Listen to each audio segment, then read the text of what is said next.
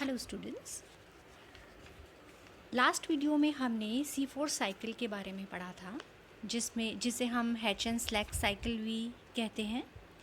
C4 cycle जो है वो कुछ प्लांट्स के अंदर पाई जाती है, जैसे कि साइप्रेसी फैमिली, पोएसी फैमिली, और वहीं डाइकॉट्स की करीब 300 फैमिलीज़ के अंदर आपको ये मिलती है।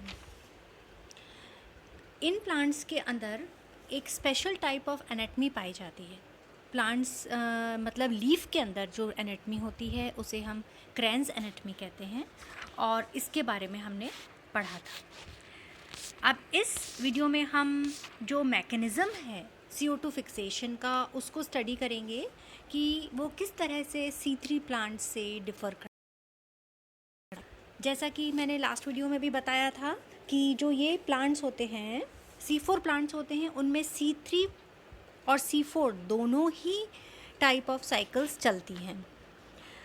स्पेशल अरेंजमेंट होता है बंडल शीट के बाहर, बंडल्स का वेस्कुलर बंडल्स, और उनके बाहर जो सेल्स हैं उनका अरेंजमेंट इस तरह से होता है ताकि वो मैक्सिमम यूटिलाइजेशन CO2 का कर सकते हैं। अब इसी को समझने के लिए, जैसा कि लास्ट वीडियो में बताया था मैंने आपको कि जो C3 साइकिल होती है उसमें हमने देखा था कि जो CO2 फिक्सेशन है वो राइबुलोज डाइफॉस्फेट में होता है, और first table compound PGA phosphoglyceric acid बनता है। ये 3 कार्बन कंपाउंड है, इसलिए इसको हम C3 साइकिल कहते हैं। वहीं दूसरी ओर जो C4 प्लांट्स होते हैं उसमें जो फिक्सेशन हो रहा है कार्बन डाइऑक्साइड का वो फॉस्फोइनोल पायरुवेट पर होता है, और जो फर्स्ट टेबल कंपाउंड बनता है वो होता है OAA ऑक्जेलो एसिटिक एसिड, जो कि 4 कार्बन कंपाउंड होने के कारण इसे हम C4 साइकिल कहते हैं। ये हमने पढ़ा था। अब हम देखते हैं कि जो क्रेन्स एनाटमी थी, यानी कि जो बंडल्स थे वो किस तरह से अरेंज थे। सेंटर में आपने देखा वेस्कुलर बंडल है, ऊपर जाइलम है और नीचे फ्लोएम है। इसके बाहर की ओर सघनता से लगी हुई कोशिकाएं होती हैं जो बंडल को घेरे रहती हैं, इसलिए उसको हम बंडल शीथ सेल्स कहते हैं, बंडल शीथ सेल्स। वहीं इसके बाहरी ओर पर एक और रिंग होती है जो कोशिकाएं इस रिंग को बनाती हैं, उसे मीज़ोफिल कोशिकाएं या मीज़ोफिल सेल्स कहते हैं। तो इस तरह की जो एनाटमी होती है वह क्रेन्स एनाटमी कहलाती है, और इसको 2 साइंटिस्ट थे जिनके नाम मैं आपको बता रही हूँ। डुवल जॉव 1875 में, और हेबरलैंड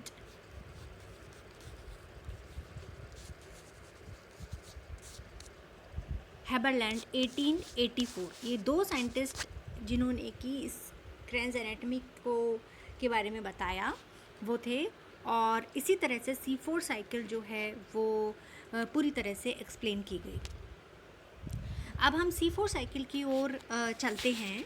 तो इसमें देखिए, सबसे पहला जो चित्र है, सबसे पहले हमें ये देखना होगा कि अभी मैंने आपको बताया था कि जो पत्ती होती है उसमें हमें पता है यहाँ स्टोमेटा है, रंध्र हैं, और यहाँ पे सेंटर में वेस्कुलर बंडल है। इसके बाहर जो रिंग है वो बंडल शीथ की रिंग है, और उसके बाहर जो कोशिकाएं होती हैं वो मीज़ोफिल होती हैं, यानी कि जो मीज़ोफिल कोशिकाएं होती हैं वो डायरेक्ट कांटेक्ट में होती हैं बाहर के एनवायरनमेंट में। बाहर के एटमॉस्फेयर या बाहर के एनवायरनमेंट से डायरेक्ट कांटेक्ट में कौन सी कोशिकाएं होती हैं? Mesophyll sales. मीज़ोफिल सेल्स जो हैं वो उनमें सबसे पहले CO2 उन तक पहुँचेगा, कार्बन डाइऑक्साइड पहुँचेगी रंध्रों के द्वारा। तो अब हम देखते हैं कि मीज़ोफिल सेल्स में क्या क्या क्रियाएं होती हैं जिसके द्वारा जो CO2 है वो फिक्स होती है। यानी कि जो असली C4 साइकिल है, यानी कि एक्चुअल फिक्सेशन जो है कार्बन डाइऑक्साइड का वो मेसोफिल सेल्स में हो रहा है। अब यहाँ इस चित्र में देखिए आप, ये स्टोमेटा है और यहाँ से CO2 अंदर आ रहा है। CO2 जब अंदर आता है तो उसको जो पहला कंपाउंड मिलता है वो होता है PEP, PEP यानी कि फॉस्फोइनोल पायरुवेट। ये जो फॉस्फोइनोल पायरुवेट है ये है CO2 के साथ कंबाइन होता है और पहला स्टेबल प्रोडक्ट बनाता है OAA। पहले वाली स्लाइड में आपको मैंने ये एक्सप्लेन किया था कि जो C4 साइकिल होती है उसमें जो फर्स्ट स्टेबल कंपाउंड है वो OAA ऑक्जेलो एसिटिक एसिड बनता है और वो कंबाइन किससे होता है, फॉस्फोइनोल पायरुवेट से। तो इस तरह से ये जो फिक्सेशन है CO2 का वो हो गया। अब सबसे इम्पॉर्टेंट बात जो है वो आती है एंजाइम्स की। हमें पता है जो मेसोफिल कोशिकाएं होती हैं वहाँ पर PEP कार्बोक्सिलेज एंजाइम होता है। PEP कार्बोक्सिलेज जो एंजाइम होता है उसमें CO2 को फिक्स करने की यानी कि CO2 को जोड़ने की बहुत अधिक क्षमता होती है, जिसके कारण वो CO2 फिक्सेशन में प्लांट को हेल्प करता है। हमें पता है एटमॉस्फेयर में कार्बन डाइऑक्साइड और ऑक्सीजन दोनों की ही मात्रा होती है और वो दोनों ही रंध्रों के द्वारा पादप के अंदर आते हैं। पर किस को फिक्स करना है वो डिपेंड करता है कि आपके पास एंजाइम कौन सा है। तो जो PEP कार्बोक्सिलेज होता है उसके अंदर ये क्षमता होती है कि वो CO2 को फिक्स करता है। कई गुना ज़्यादा क्षमता होती है कि वो CO2 को फिक्स करे बजाय O2 के। तो इसीलिए जो C4 प्लांट्स होते हैं वो ज़्यादा एनवायरनमेंट से CO2 को एब्जॉर्ब करने में कम से कम मात्रा जब होती है, कम से कम सघनता होती है एटमॉस्फेयर में CO2 की, तब भी वो एटमॉस्फेयर से CO2 को फिक्स करके और फोटोसिंथेसिस के लिए वो आगे उसको C3 साइकिल की ओर भेजने में सक्षम होते हैं। तो ये तो हो गया आपका जो मेसोफिल सेल्स में प्रेजेंट है। इसके बाद हमने देखा कि OAA जो बना है, ऑक्जेलो एसिटिक एसिड जो बनता है PEP कार्बोक्सिलेज एंजाइम के साथ ये ऑक्जेलो एसिटिक एसिड बनता है। अब ऑक्जेलो एसिटिक एसिड जो है वो एक अनस्टेबल कंपाउंड है, यानी कि वो ज़्यादा देर नहीं रह सकता और वो जल्दी से दूसरे प्रोडक्ट कंपाउंड की ओर बढ़ता है या बनाता है। उसे अपन कहते हैं मैलेट या मैलिक एसिड। मैलेट या मैलिक एसिड जो है वो एक तरह से रिड्यूस्ड फॉर्म है ऑक्जेलो एसिटिक एसिड का। यहाँ पर आपको जब ऑक्जेलो एसिटिक एसिड से मैलेट बनता है तो उसके लिए आपको मैलेट डिहाइड्रोजिनेज एंजाइम चाहिए। डिहाइड्रोजिनेज एंजाइम चाहिए और NADPH2, क्योंकि आपको रिड्यूस करना है तो हाइड्रोजन की आवश्यकता होगी, तो NADPH2 चाहिए। इसके साथ मिलकर के ये मैलेट बनाता है। अब ये प्रक्रिया थी वो मैलेट के बनने के साथ ही मेसोफिल सेल की जो एक्टिविटीज़ थी वो ख़त्म हो जाती हैं। ये जो मैलेट है वो एक तरीके से ट्रांसपोर्टिंग ऑब्जेक्ट है, ट्रांसपोर्टिंग कंपाउंड है जो मेसोफिल कोशिका से बंडल शीत कोशिका की ओर जाता है।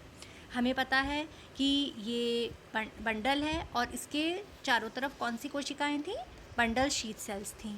तो बाहर की जो मेसोफिल कोशिका थी उससे अब CO2 कहाँ जा रहा है, बंडल शीत की ओर जा रहा है। तो अब देखिए अगले चित्र में हम देखते हैं कि ये बंडल शीत कोशिका थी। बंडल शीत कोशिका में ऊपर बना हुआ मैलेट अब अंदर की ओर आ रहा है, अंदर की ओर आ गया मैलेट। और इसमें जो इसके साथ जो CO2 फिक्स हुई थी, जो कि OAA यानी कि ऑक्जेलो एसिटिक एसिड में जो बाहरी वातावरण से जो CO2 फिक्स की थी वो मैलेट से अब रिलीज़ होती है। तो एक तरीके से जो C4 साइकिल है वो सिर्फ CO2 को फिक्स करना, अधिक से अधिक मात्रा में फिक्स करना और पादप को तेज धूप, एवोपरेशन या स्टूडेंट्स, अब हम देख रहे हैं जैसे जो मैलेट मेसोफिल सेल्स में बना था, वो यहाँ पर आप देखिए मैलेट जो यहाँ पर बना था वो ट्रांसफ़र हो रहा है बंडल शीथ सेल्स में। ये नीचे वाले बंडल शीथ सेल्स हैं जो कि वेस्कुलर बंडल्स को घेरे रहते हैं। तो यहाँ पर ये मैलेट ट्रांसफ़र हुआ है और अब क्या होगा कि ये जो मैलेट है इससे जो CO2 फिक्स हुई थी, बाहरी एटमॉस्फेयर में जो CO2 थी वो फिक्स हुई थी और सबसे पहले ऑक्सैलोएसिटिक एसिड बना था और उसने फिर स्टेबल कंपाउंड मैलेट बनाया था जो कि बंडल शीथ सेल्स में आता है। अब ये जो मैलेट है इससे CO2 रिलीज़ होती है और कंपाउंड बनता है पायरुवेट। पायरुवेट कंपाउंड बनेगा, CO2 रिलीज़ होएगी एंजाइम मैलिक एंजाइम की प्रेजेंस में। इस पूरी प्रोसेस में यहाँ पर आपको एक NADP से एक NADPH2 बनता है, यानी कि जो मैलेट को बनाने में या रिड्यूस हुआ था, रिड्यूसिंग पावर ऐड हुई थी, यानी कि NADPH2 लगा था, वही NADPH2 यहाँ पर रिलीज़ हो जाता है। तो CO2 भी रिलीज़ हो गई, एक NADPH2 भी रिलीज़, यानी कि एसिमिलेटरी पावर भी रिलीज़ हो गया, रिड्यूसिंग पावर, और मैलेट से ये कन्वर्ट हो जाता है पायरुवेट में। तो इसको एक बार वापस देखते हैं हम। मैलेट जो कि आपको मेसोफिल सेल्स से बंडल शीथ में आया है, उससे आपका बना है CO2 plus pyruvate. NADPH2 release हुआ और एंजाइम मैलिक एंजाइम की प्रेजेंस में। ठीक है, तो ये पूरी प्रक्रिया है और जो कि बंडल शीथ सेल्स में होती है। अब होता क्या है, जो CO2 बनी, सबसे इम्पॉर्टेंट चीज़ है CO2 का यहाँ पर रिलीज़ होना। ये जो CO2 बनी है वो कहाँ जाएगी, ये देखिए यहाँ पे ये CO2 दिखा रखी है। ये जो CO2 है वो C3 साइकिल में एंटर होती है। C3 साइकिल में हमें पता है राइबोलोज डाइफॉस्फेट है जिसके साथ CO2 कंबाइन होती है और एक फर्स्ट स्टेबल कंपाउंड बनाती है जिसे हम फॉस्फोग्लिसरिक एसिड यानी कि PGA कहते हैं। और ये प्रक्रिया पूरी साइकिल चलती रहती है और सुक्रोज बनते हैं और उसके साथ ही वापस रीजनरेशन प्रोसेस स्टार्ट होता है। तो ये तो थी आपकी C3 साइकिल जो कि हर प्लांट के अंदर होती है, यानी कि फोटोसिंथेसिस C3 साइकिल के द्वारा ही होता है। और जो फिक्सेशन का काम है वो C4 साइकिल, यानी कि मेसोफिल सेल्स में जो उपस्थित एंजाइम्स और कंपाउंड्स हैं वो PEP जैसे PEP है वो एटमॉस्फेयर से CO2 लेता है। वहीं PAP कार्बोक्सिलेज जो कि बहुत एफिशिएंट एंजाइम है CO2 को लेने में, वो यहाँ पर काम में आता है।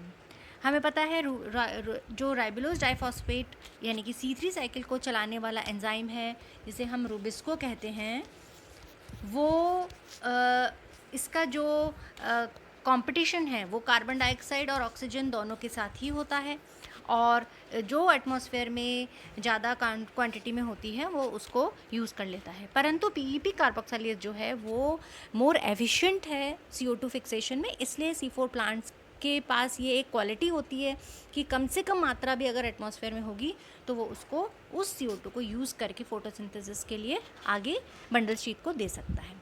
तो ये तो एक अपना स्ट्रक्चर हो गया जो C4 प्लांट्स के अंदर होता है और वो C4 साइकिल चलाते हैं, ये देखने के लिए। अब जब हम डिफरेंसेस देखते हैं तो एक बार मोटे मोटे तौर पर जो डिफरेंसेस होते हैं C3 प्लांट्स में हम देखते हैं कि ये सभी पादपों में पाया जाता है, जबकि C4 जो चक्र है वो कुछ ही पादपों में पाया जाता है। जैसा कि मैंने पहले बताया था, कुछ फैमिलीज़ हैं जो कि इस चक्र को के द्वारा फिक्स करती हैं। दूसरी ओर इसके लिए जो आवश्यकता होती है वो है क्रेन्स एनाटमी की, जो कि आपको पता है C3 प्लांट्स में नहीं होती है और C4 प्लांट्स में ये पाई जाती है। अगला जो इम्पॉर्टेंट पॉइंट है वो है कि CO2 जो है वो किसके साथ फिक्स होता है? C3 प्लांट्स में। ये क्वेश्चंस कई बार आते हैं, ऑब्जेक्टिव्स में भी आते हैं, वन वर्ड में भी आते हैं, यानी कि 1 मार्क्स क्वेश्चंस आंसर्स में भी आते हैं कि CO2 C3 प्लांट्स के अंदर पहला जो CO2 ग्राही है यानी कि CO2 एक्सेप्टर है वो कौन है? तो हमें लिखना है राइबुलोज 1,5 डाइफॉस्फेट। जबकि C4 प्लांट्स में कौन होता है? PEP यानी कि फॉस्फोइनोल पायरुवेट। उसी प्रकार जो पहला स्टेबल कंपाउंड बनता है C3 के अंदर वो होता है फॉस्फोग्लिसरिक एसिड, जबकि C4 प्लांट्स के अंदर वो ऑक्सैलो एसिटिक एसिड होता है। तो इस तरह से कुछ कुछ इम्पॉर्टेंट पॉइंट्स हैं जो कि डिफरेंसेस हैं जो कि C3 और C4 प्लांट्स को अलग करते हैं और उन्हें हमें देखना है। इस चक्र को आप बनाकर देखिए और समझिए।